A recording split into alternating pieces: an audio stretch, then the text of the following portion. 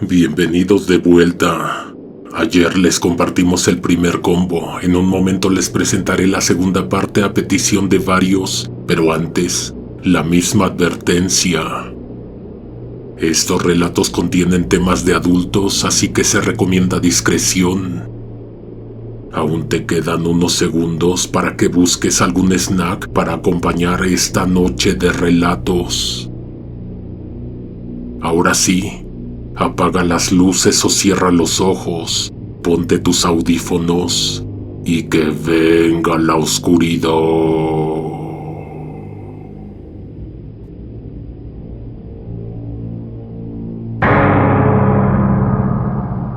La llamaremos Jessica para proteger su identidad.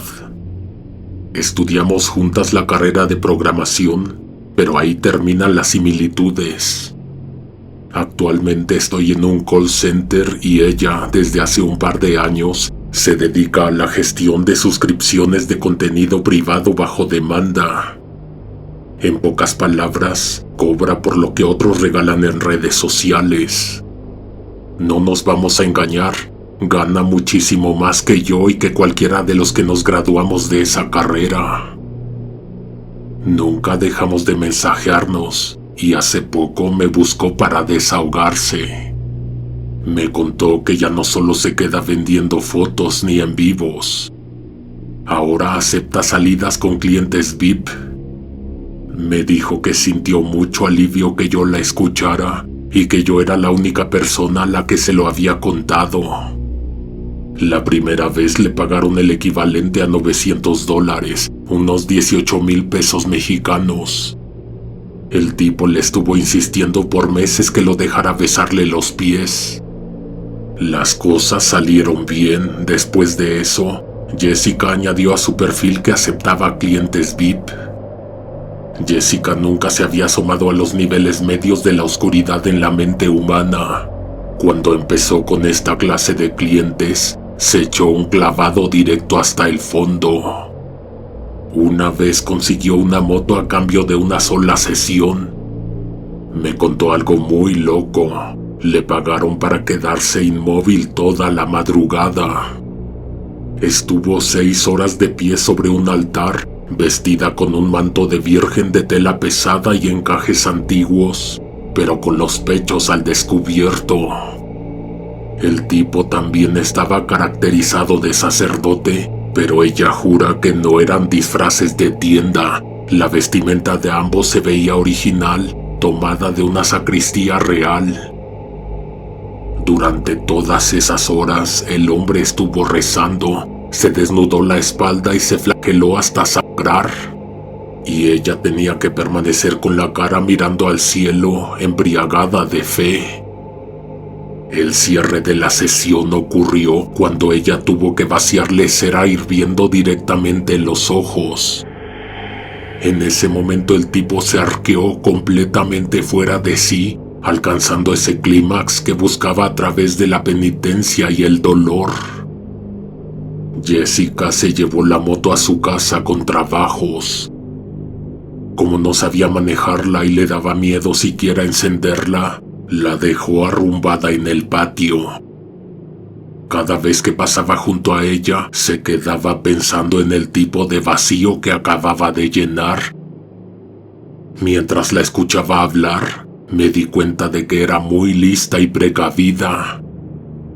Siempre lo citaba en hoteles, pero nada de lugares de mala muerte ni hoteles de paso. Sabía que sus clientes tenían dinero para pagar lo que fuera, y ella no se iba a arriesgar a entrar a casa de ellos. Para ella, el hotel era su garantía de que iba a estar segura. Era un hotel de paso, pero premier. Un complejo enorme que por fuera tenía una fachada discreta e incluso no parecía ser lo que era. Adentro había decenas de empleados que nunca veías, moviéndose por pasillos de servicio y elevadores ocultos para que el flujo de mercancía y lujos fuera invisible a la vista de los clientes. Jessica pagaba una especie de membresía fija a la administración. Esto le otorgaba códigos de seguridad táctiles en los muros por si un cliente se ponía pesado y un sistema de comunicación que no requería usar el teléfono de la habitación. Como ya era de confianza, ella misma les daba la señal para inflar la cuenta con cargos extras que los tipos pagaban sin preguntar. Había un tipo con el que Jessica llevaba meses mensajeándose. Siempre le daba largas con la excusa de que era casado y no podía escaparse. Ese sujeto se conectaba a las 3 de la mañana y a esa hora ella se despertaba solo para charlar con él. Hasta ese momento, el hombre no había dado señales de tener intereses diferentes o placeres vergonzosos. Cuando por fin se vieron en ese hotel, el tipo la sorprendió. Era alto, de barba espesa y manos grandes, un perfil muy distinto al de los hombres que solían pagar esos precios exorbitantes a mi amiga. Pidió botellas caras, diversiones de otro tipo, y como a la media hora le llegó un pedido de comida china. En ese punto todo parecía solo una reunión. Tal vez la buscaba para celebrar algún logro. El tipo estaba tranquilo, no serio, tal vez un poco nervioso. Antes de tocar la comida que estaba en la mesa, a una de las cajas en las que venían los fideos, le quitó el cordel de algodón que la amarraba. Le preguntó a Jessica si sabía hacer nudos. Ella le enseñó el básico, el de las agujetas, pues él la puso a practicar uno mucho más complicado. No avanzaron hasta que a ella le salió perfecto. Nada raro si se hubieran quedado las cosas así, pero él entonces sacó algo de una bolsa. Un rectángulo rojo con una perilla, un temporizador de cocina. Se lo acercó al rostro y le preguntó si sabía usarlo. Ahí fue cuando mi amiga empezó a ponerse nerviosa. No entendía hacia dónde iba todo. El tipo giró la perilla del reloj y le pidió a ella que inhalara profundo, que a la de 3 contuviera la respiración.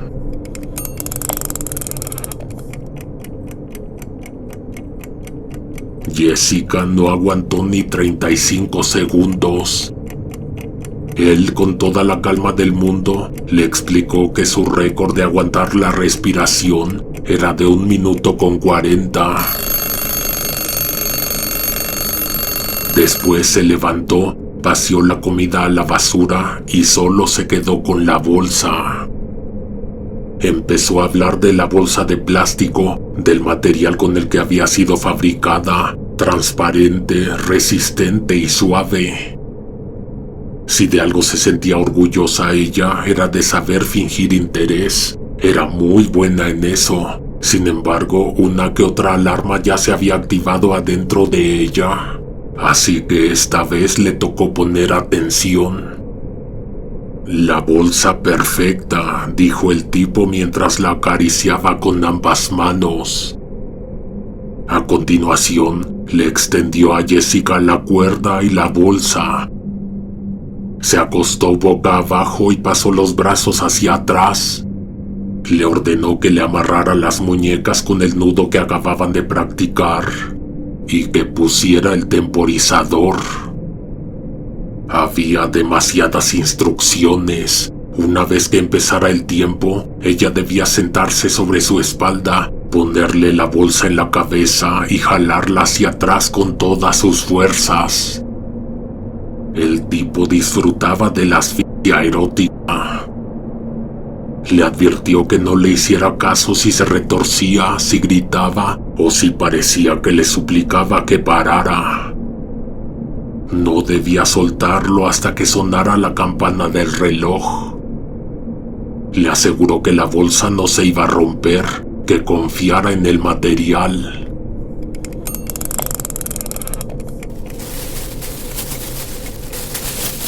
Jessica lo hizo.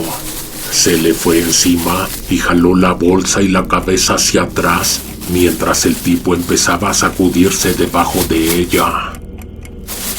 Fue poco más de 1 minuto y medio que ella sintió eterno. Cuando el temporizador por fin sonó, ella quitó la bolsa inmediatamente para que él pudiera respirar. Esperaba que el tipo estuviera tosiendo, aspirando grandes cantidades del oxígeno del que ella le había privado, pero el tipo no se movía. El silencio que se instaló en la suite fue absoluto. Lo giró como pudo, se manchó de sudor y restos de la cena. Intentó hacerle resucitación cardiopulmonar. Hundió sus delicadas manos en aquel pecho ancho con un ritmo frenético, rogándole que despertara. Pero el cuerpo era solo un peso muerto que no respondía. El pánico la cegó. Sabía que si llamaba a emergencias, su carrera y su vida se terminaban inmediatamente. Intentó darle aire, pero el frío de esos labios la hizo retroceder de un salto. Estaba sola con un cadáver en una suite cerrada, y el tiempo corría en su contra. En medio del llanto y el temblor, recordó algo. Alguna vez otra chica le había mencionado que esas habitaciones tenían una salida de emergencia oculta. Se trataba de una puerta que oficialmente no se usaba, pero que estaba ahí para que los dueños o gente importante desapareciera sin pasar por el lobby. Jessica se lanzó contra la pared de fondo, tanteando el borde de un espejo de cuerpo completo hasta que sus dedos encontraron una muesca. Empujó con el hombro poniendo todo su peso hasta que la placa se separó de la pared. El hueco era ridículamente estrecho, una rendija diseñada para escabullirse, no para evacuar. Miró el cuerpo en la cama. Él jamás habría cabido por ahí. Era demasiado grande y demasiado pesado. Jessica se filtró por el espacio, raspándose los brazos contra el cemento frío, y se internó en un pasillo negro que apestaba a polvo. Bajó a ciegas, tropezando con escalones irregulares hasta llegar a una puerta pesada que tardó varios minutos en lograr abrir. Por fin cedió y la escupió al callejón trasero, justo al lado de los contenedores de basura. El aire frío de la noche le pegó en la cara. Estaba muy descubierta, hacía frío. Había llovido toda la tarde. Aún así, no se detuvo. No pidió Uber, no revisó su teléfono. Simplemente empezó a caminar deprisa, escondiendo la cara entre los hombros, recorriendo las calles en un trance de terror, culpa, vergüenza, miedo. Sentía que en cualquier momento una mano muerta le tocaría el hombro desde la oscuridad. El dinero que le pagó ese tipo ni siquiera se lo gastó. Lo dejó guardado en un cajón. Cada que abría el mueble se acordaba de la cara del tipo. Los ojos muy abiertos, la boca ahogada y ese silencio y tranquilidad que jamás le había visto a un cuerpo humano. A partir de ese suceso, había noches en las que Jessica se despertaba de golpe, jurando que acababa de escuchar el timbre del temporizador en medio de su cuarto. Revisaba las noticias, esperando que se hablara de ese tipo, de un hombre que había muerto con una bolsa de comida china en la cabeza. Esperaba el anuncio de búsqueda de la persona responsable, acompañado de un retrato hablado suyo. Se llegó a imaginar cómo sería su vida tras las rejas. Invitó a su mamá de vacaciones por si no volvían a estar juntas nunca. 3 semanas después, a las 3 de la mañana, su teléfono vibró. Era el número de él. A Jessica casi le explota el corazón. Lo primero que pensó fue que ya la habían rastreado, que la policía estaba afuera o que alguien más tenía el celular del muerto. Colgó de inmediato con las manos temblándole. Entonces le llegó un mensaje. Mi amor, ¿cuándo nos vamos a volver a ver? Me gustó mucho, pero casi me muero. Le volvió el alma al cuerpo de alguna manera. Contestó la llamada y sí, era él. Ella, todavía con el susto atorado en el pecho, le dijo que qué bueno que estaba bien, que la disculpara. Se había ido porque él no se movía y pensó lo peor. El tipo se rió, le dijo que estaba mal que lo hubiera dejado ahí solo, pero que la entendía. No podía estar enojado porque la había pasado increíble y quería repetir. Se quedaron de ver en el mismo hotel del sur. Jessica llegó puntual, cargando un nerviosismo que no sabía de dónde venía. No podía olvidar la cara muerta, la piel lívida, los ojos velados por una neblina azul. En la recepción, la chica que ya la conocía le pidió que, cuando terminara la sesión, pasara a hablar con ella. Mi amiga le preguntó qué pasaba, pero la recepcionista solo le dijo que en ese momento estaba ocupada y que luego hablaban, pero que era algo serio.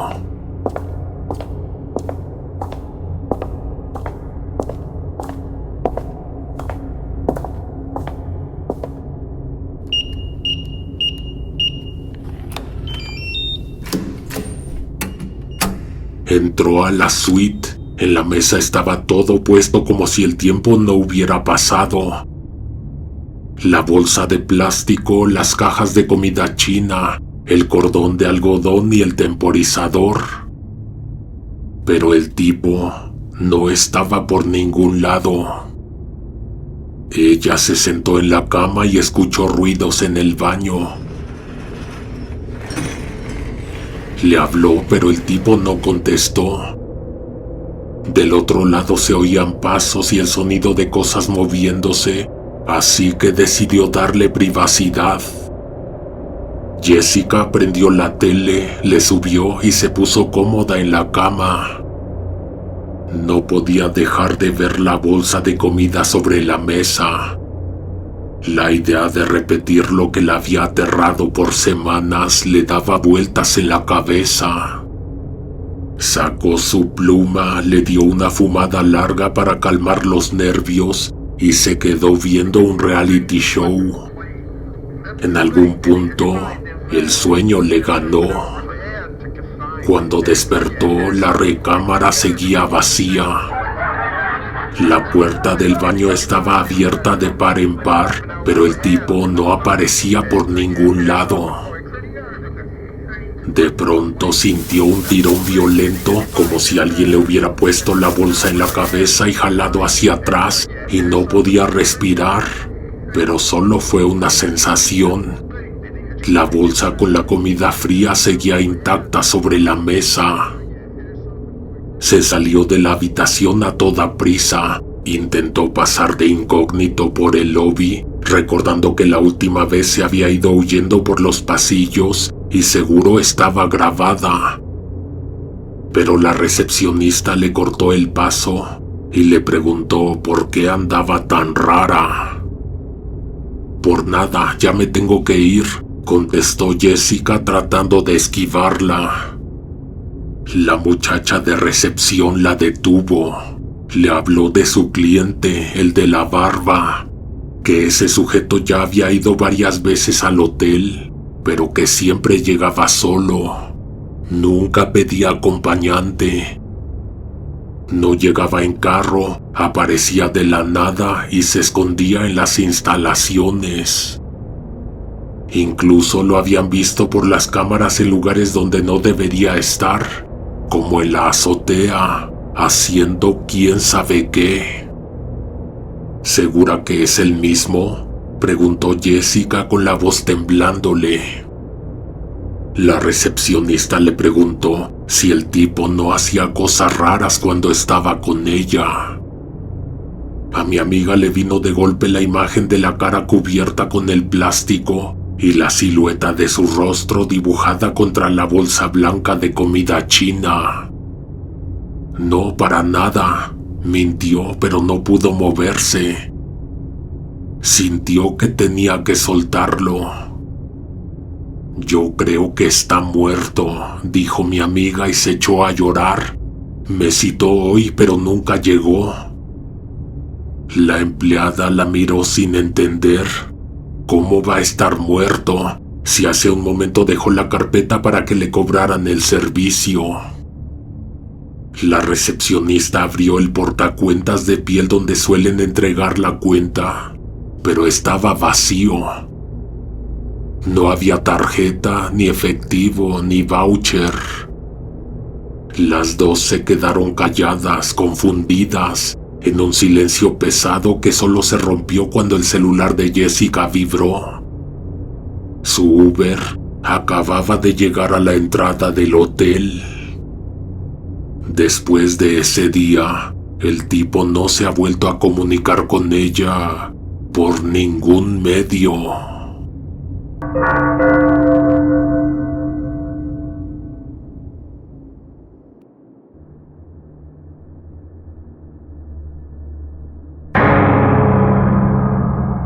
En esa zona, a la orilla de la carretera, hay varios balnearios.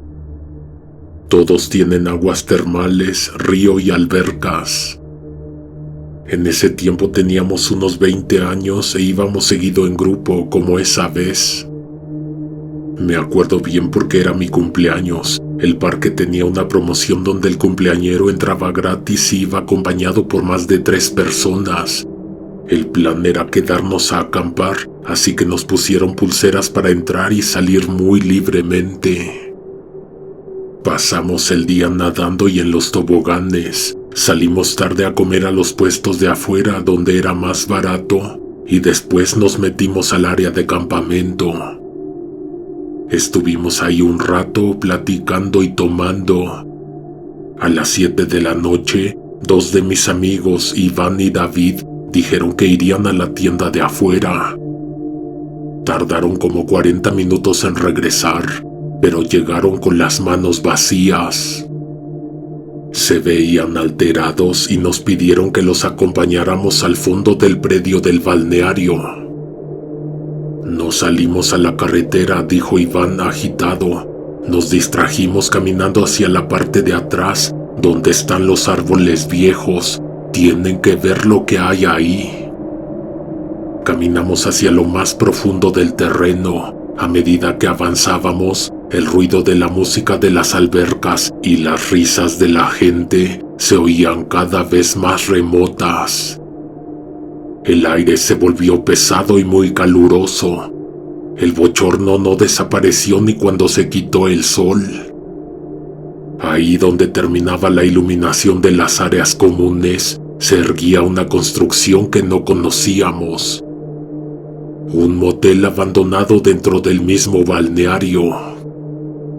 Estaba oculto por vegetación descuidada, en pésimas condiciones, con la pintura descarapelada y las paredes devoradas por la humedad de las aguas termales. Iván nos explicó que, aunque parecía una ruina, no estaba vandalizada. No tenía grafitis ni basura. Era como si el tiempo se hubiera detenido de golpe en ese rincón olvidado del parque. Entramos al edificio principal del motel. Lo primero que notamos fue que las luces estaban encendidas, pero a una intensidad mínima, quizás al 2% de su capacidad. Daban una luz anaranjada y muy débil, como si el voltaje de toda la propiedad estuviera agonizando. El ambiente se sentía todavía más caluroso adentro que afuera. Calor seco encerrado, madera vieja y polvo acumulado.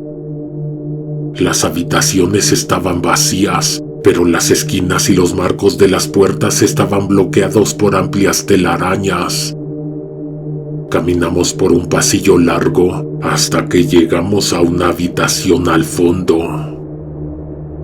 En el centro de esa pieza, a diferencia del resto del motel que estaba despojado, había una mesa de madera pesada y sobre ella un tablero de ajedrez con todas sus piezas colocadas. «No se lo van a creer», dijo Iván. Se acercó a la mesa con paso firme y movió el peón E2 a la casilla E4. Inmediatamente se hizo para atrás. En ese momento el silencio de la habitación se rompió. Un ave de plumaje oscuro revoloteó cerca del techo y bajó volando directamente hacia la mesa. Hizo algo, pero no todos se dieron cuenta. Analizando el tablero, resulta que el cuervo, con un movimiento rápido del pico, tomó el peón negro E7 y lo desplazó a E5. Después, el pájaro regresó volando a lo alto de un librero de madera oscura que todavía conservaba unos cuantos tomos de una enciclopedia vieja. «El pájaro sabe jugar ajedrez», nos dijo Iván convencido. Y yo bromeando le contesté que si él perdía, el cuervo le iba a sacar los ojos. Todos nos reímos, pero la risa se nos cortó cuando el cuervo también emitió un sonido que parecía una carcajada humana. Iván se puso serio y continuó la partida. Él sabía jugar bien, pero el ave era implacable. El sonido de las piezas de madera cayendo y el roce de las alas en el aire caliente eran lo único que se oía. Sin embargo, Iván logró desarmar el flanco del ave. En menos de 12 jugadas, movió su dama a F7, apoyada por el alfil en C4. «Jaque mate», susurró. Tras el mate, el cuervo bajó de las sombras y se posó en la orilla de la mesa. Con el pico, golpeó 2 veces un pequeño cajón de madera integrado bajo el tablero. El sonido de la madera hueca retumbó en la pieza. «Ábrelo», le dije a Iván. «Quiere que guardes las piezas que le ganaste». Al jalar la perilla de bronce, encontró un fajo de billetes amarrados con una liga casi deshecha. Eran billetes de denominaciones altas, algo gastados pero vigentes. Iván los tomó y los echó al bolsillo sin contarlos. Fue entonces cuando el animal, desde la sombra del librero, soltó una frase con una voz ronca, pero perfectamente articulada. «Buenas noches, fue un placer jugar con usted». El escalofrío nos recorrió a todos. Salimos de aquel motel de inmediato, casi corriendo hacia el área de campamento. Al llegar bajo la luz de uno de los faroles del balneario, Iván sacó el dinero. Al contarlo, nos quedamos mudos. «Ese es el premio», dijo David muy serio. «Te lo dio por ganarle». La curiosidad pudo más que el miedo y regresamos corriendo al motel abandonado. Cruzamos de nuevo el pasillo con la luz anaranjada, pero al llegar a la habitación nos quedamos paralizados. Ya no había nada, ni mesa, ni piezas, ni tablero. El cuervo no estaba, las paredes se veían lisas y en el librero no quedaba ni un solo tomo de la enciclopedia. Lo único que encontramos fue una densa nube de polvo en el centro del cuarto, recién levantada por el aleteo de algo que acababa de irse volando. regresamos a nuestra tienda de campaña tratando de asimilarlo. Con el dinero de la partida, compramos un cartón de cervezas para todos en la tienda del balneario, brindando por el cumpleañero y por el extraño anfitrión del motel abandonado.